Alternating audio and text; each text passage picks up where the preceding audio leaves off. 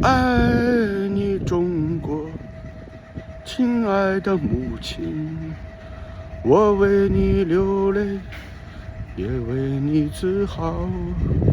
我爱你中国，亲爱的母亲，我为你流泪，也为你自豪。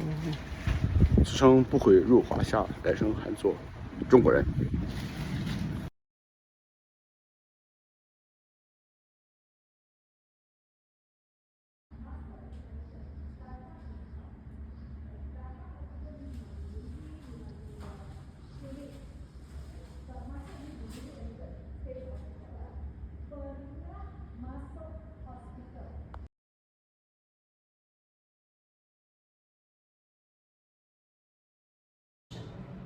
So the key takeaways is the first 5 patterns emphasize more plant-based foods, whole foods, fish, and healthy fats, but limited red meat, refined grains, sugar, salt, or saturated fat.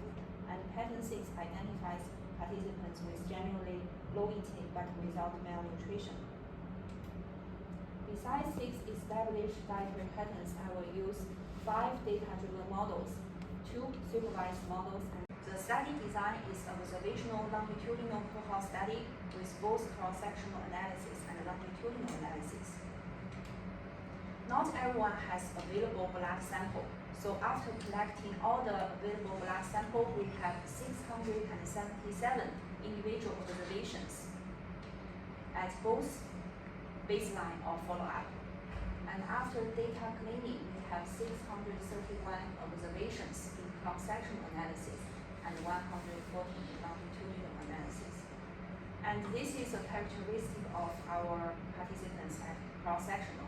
It is still female and Chinese dominant, and their biological age measured by PC Grimm age and Dunning case, we can find slightly higher than their chronological age. This is a questionnaire for the lifestyle factors, and I record them into less than weekly as a reference group, weekly and daily. Because most of our participants are female, they never smoke or drink. So for these 2 categories, I split them into 2 parts, ever or never. And for analysis method, I used multivariate linear regression with dummy variable. This is a formula for cross-sectional analysis, and this is a formula for longitudinal analysis. Our results show that the daily basis of cognitive activity, history of smoking, and the weekly basis of physical activity is the significance for Grimm age and Dunning case.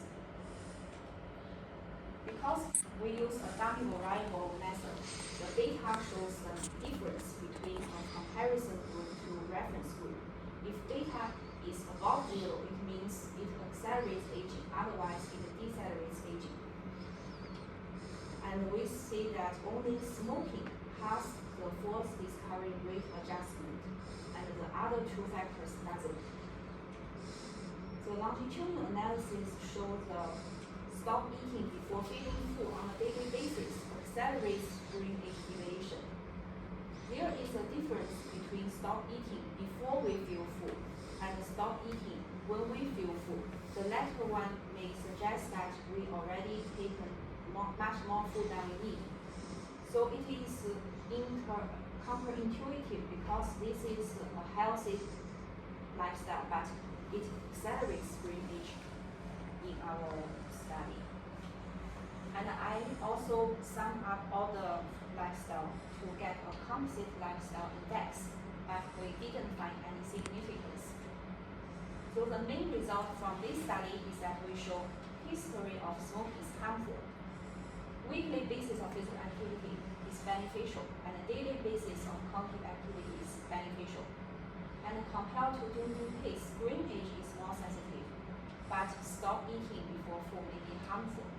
The new findings in this study is that we show a moderate but not too frequent or intense basis of physical activity is optimal for older adults.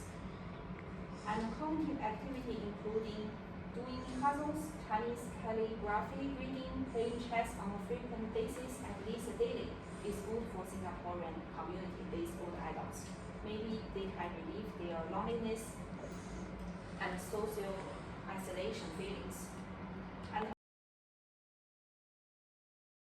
changes, and it is also shown to have very high predictive ability to mortality and health-related phenotypes.